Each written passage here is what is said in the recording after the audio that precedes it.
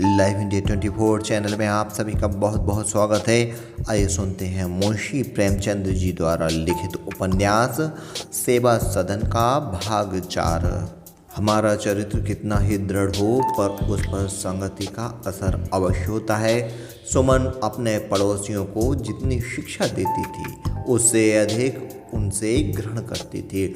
हम अपने गृहस्थ जीवन की ओर से कितने बेसुध हैं उसके लिए किसी तैयारी किसी शिक्षा की जरूरत नहीं समझते।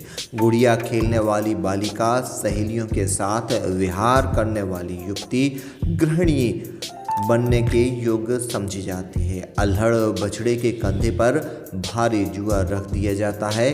ऐसी दशा में यदि हमारा गृहस्थ जीवन आनंदमय ना हो तो कोई आश्चर्य नहीं।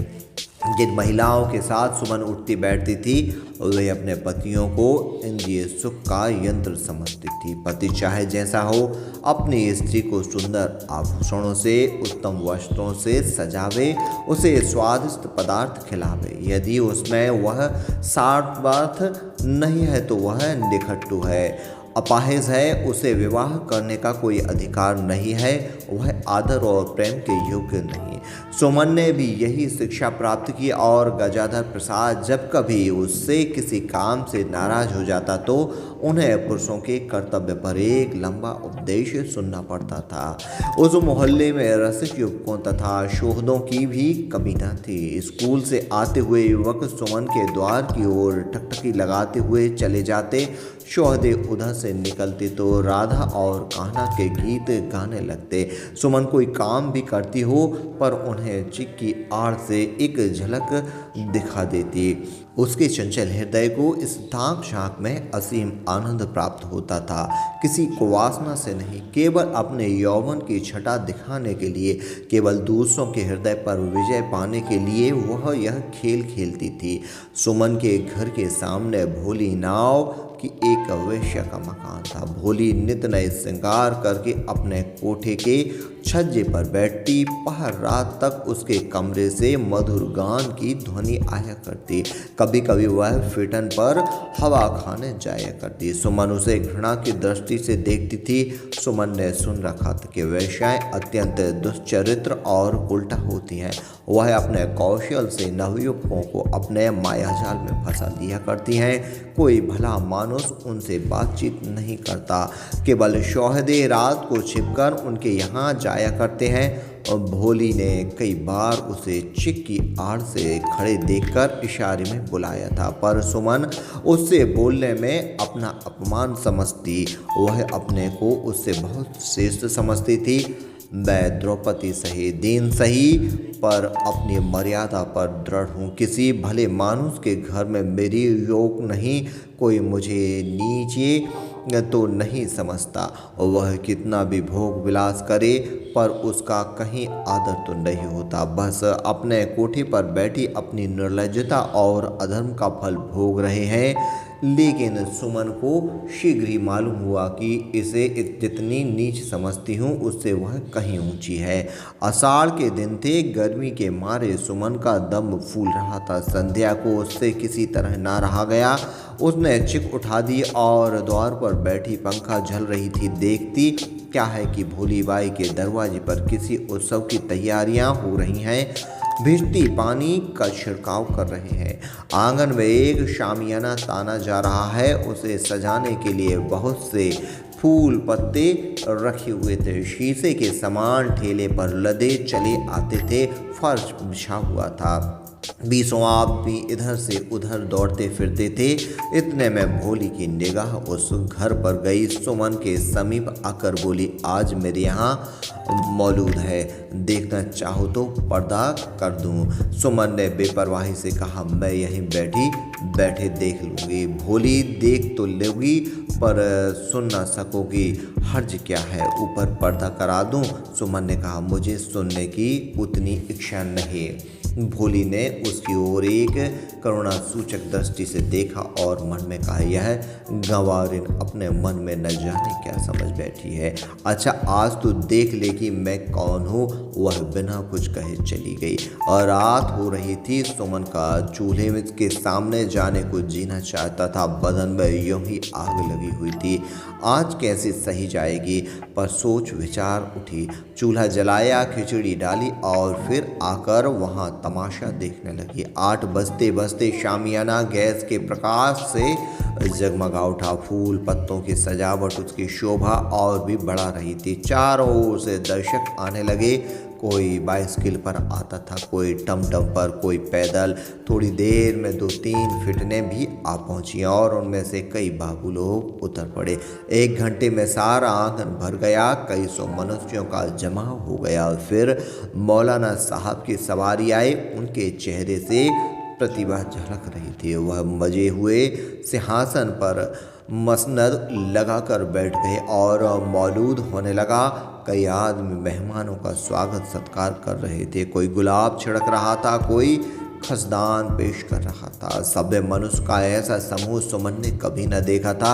9 बजे गजाधर प्रसाद आए। सुमन ने उन्हें भोजन कराया। भोजन करके गजाधर भी जाकर उसी मंडली में बैठे। सुमन को तो खाने की भी सुध न रही। 12 बजे रात तक वह वहीं बैठी रही, यहाँ तक कि मौलूद समाप्त हो गया। फिर मिठाई बटी और 12 बजे सभा विसर्जित हुई। गजाधर घर में आए तो सुमन ने कहा, यह सब कौन लोग बैठे हुए थे।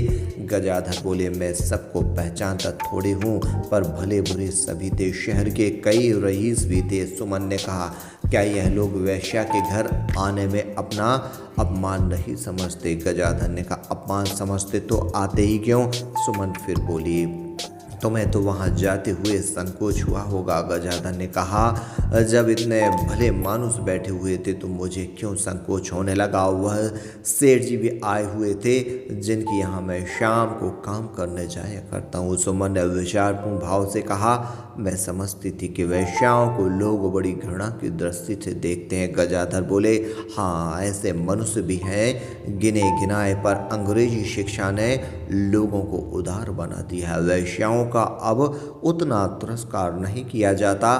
फिर भोली बाई का शहर में बड़ा मान है। आकाश में बादल छा रहे थे, हवा बंद थी, एक पत्नी बिना हिलती थी। गजाधर प्रसाद दिन भर के थके हुए थे। चारपाई पर जाते ही निद्रा में मग्न हो गए, पर सुमन को बहुत देर तक नींद नहीं आई। दूसरे दिन संध्या को जब फिर चिक उठाकर बैठी तो उसने भोली को छज्जे पर बैठे देखा। उसने बरामदे से निकलकर भोली से कहा, रात को आपके यहाँ बड़ी धूम थी। भोली समझ गई कि मेरी जीत हुई। मुस्कुराकर बोली, तुम्हारे लिए शीरनी भेज दूँ। हलवाई की बनाई हुई है, ब्राह्मण लाया था। सुमन ने संकोच से कहा, भिजवा देना। सुमन को ससुराल आए 1.5 साल के लगभग हो चुका था। अब उसे मैके जाने का सौभाग्य न हुआ था। वहाँ से चिट्ठी आती थी। सुमन उत्तर में अपनी माँ को समझाया करती थी, मेरी चिंता मत करना, मैं आनंद से हूँ। पर अब उसके उत्तर अपने विपरीत की कथाओं से भरे होते थे। मेरे जीवन के दिन रो रो कर कट रहे हैं। मैंने आप लोगों का क्या बिगाड़ा था कि मुझे इस अंधे कुएं में धकेल दिया। यहाँ न रहने को घर है, न पहनने को वस्त्र, न खाने को अन्न, पशुओं की भांति रहती हूँ। उसने अपनी पड़ोसनों में मैके का बखान करना छोड़ दिया। कहाँ तो उनके अपने पति की सराहना किया करती थी, कहाँ अब उसकी निंदा करने लगी। मेरे कोई पूछने वाला नहीं। घर वालों ने समझ लिया कि मर गई। घर में सब कुछ है, पर मेरे किस काम का वह समझते होंगे। यहाँ मैं फूलों की सेज पर सो रही हूँ और मेरे ऊपर जो बीत रही है वह मैं ही जानती हूँ। गजाधर प्रसाद के साथ उसका बर्ताव पहले से कहीं रूखा हो गया। वह उन्हीं को अपनी इस दशा का उत्तरदायी समझती थी। वह देर से सोकर उठती, कई दिन घर में झाड़ू नहीं देती। कभी कभी गजाधर को बिना भोजन किए काम पर जाना पड़ता। उसकी समझ में ना आता था कि यह क्या मामला है, यह काया पलट क्यों हो गई है। सुमन को अपना घर अच्छा न लगता। चित्त हर घड़ी उचटा रहता। दिन दिन भर पड़ोसियों के घर बैठी रहती। एक दिन गजाधर 8 बजे लौटे तो घर का दरवाज़ा बंद पाया। अंधेरा छाया हुआ था। सोचने लगे रात को वह कहाँ गई है। अब यहाँ तक नौबत पहुँच गई। किवाड़ खटखटाने लगे कि कहीं पड़ोस में होगी तो सुनकर चली आवेगी। मन में निश्चय कर लिया था कि आज उसकी खबर लूँगा। सुमन उस समय भोली बाई के कोठे पर बैठी हुई बातें कर रही थी। भोली ने आज उसे बहुत आग्रह करके बुलाया था। सुमन इनकार कैसे करती। उसने अपने दरवाजे का खटखटाना सुना तो घबरा कर उठ खड़ी हुई और भागी हुई अपने घर आई। बातों में उसे मालूम ही न हुआ कि कितनी रात चली गई। उसने जल्दी से किवाड़ खोले, चटपट दिया जलाया और चूल्हे में आग जलाने लगी। उसका मन अपना अपराध स्वीकार कर रहा था। एकाएक गजाधर ने क्रुद्ध भाव से कहा, तुम इतनी रात तक वहाँ बैठी क्या कर रही थी? क्या लाज शर्म बिल्कुल घोल कर पी ली है? सुमन ने दीन भाव से उत्तर दिया, उसने कई बार बुलाया तो चली गई।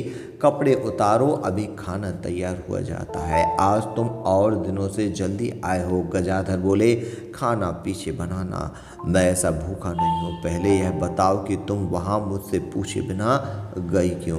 क्या तुमने मुझे बिल्कुल मिट्टी का लौंदा ही समझ लिया है? सुमन ने कहा, सारे दिन अकेले इस कुप्पी में बैठी भी तो नहीं रहा जाता। गजाधर बोले, तो इसलिए अवैश्याओं के मेलजोल करोगी? तुम्हें अपनी इज्जत आबरू का भी कुछ विचार है? सुमन ने कहा, क्यों? भोली के घर जाने में कोई हानि है?